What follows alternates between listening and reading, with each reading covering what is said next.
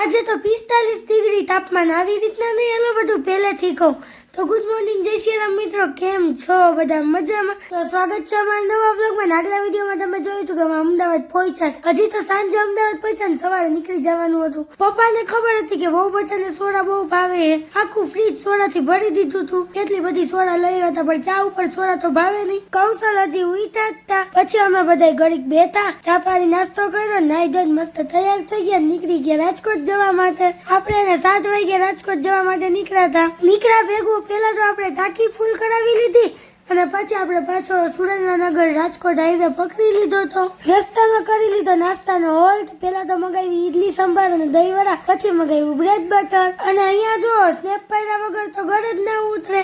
મેં કીધું સ્નેપ મૂકો ને, હાલો પેલા નાસ્તો કરી લઈએ. પછી અમે નાસ્તો કરી લીધો. રસ્તામાંથી લઈ દીધી મને ચોકલેટ, કારણ કે મને તો ચોકલેટ બહુ જ ભાવે. પછી આપણે ત્યાં હોટલેથી નીકળી ગયા હતા. પાછો રાજકોટ હાઈવે પકડી લીધો તો રસ્તામાં જો કેટલા બધા ટ્રેક્ટર જોવા મળી ગયા. હરાજી થતી હશે, મને કૌશલે એવું કીધું. પછી આપણે જો રસ્તામાં મળી ગયા મારા ફઈજી, મારા દેર મારાથી છુપાતા હતા તો એને પકડી લીધા. પછી જો અમે લોકો ઘડીક ઊભા વાતચીત કરી અને પછી આપણે પાછો રાજકોટ હાઈવે પકડી લીધો તો રસ્તામાં કેટલી બધી ગાયો મળી ને ભેંસુએ તો રસ્તો જ રોકી દીધો તો.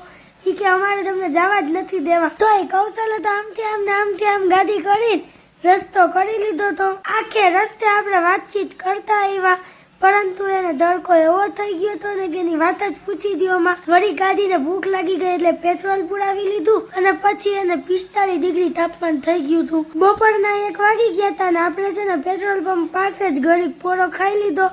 પછી આપણે પહોંચી ગયા ગાયો ગા ઘરે.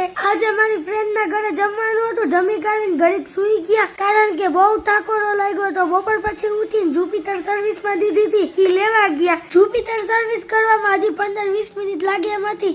જુપિટર સર્વિસ થઈ ગઈ પછી જ ઘરે ગયા હો. અને પછી આપણે સાંજે ગયા ઈસ્કોન મંદિરે પહોંચ્યા, દર્શન કર્યા, ઘડીક બેઠા અને પછી ત્યાં કદી ખીચડીનો પ્રસાદ લઈ લીધો. તો મળીએ નવા વિડીયોમાં. ત્યાં સુધી જય શ્રી રામ. વિડીયો ગમ્યો હોય તો લાઈક કરો, શેર કરો અને ફોલો કરતા જજો ભૂલતા નહીં. Bye bye. યુટ્યુબમાં જોતા હોય તો સબસ્ક્રાઇબ કરી દેજો. Bye bye.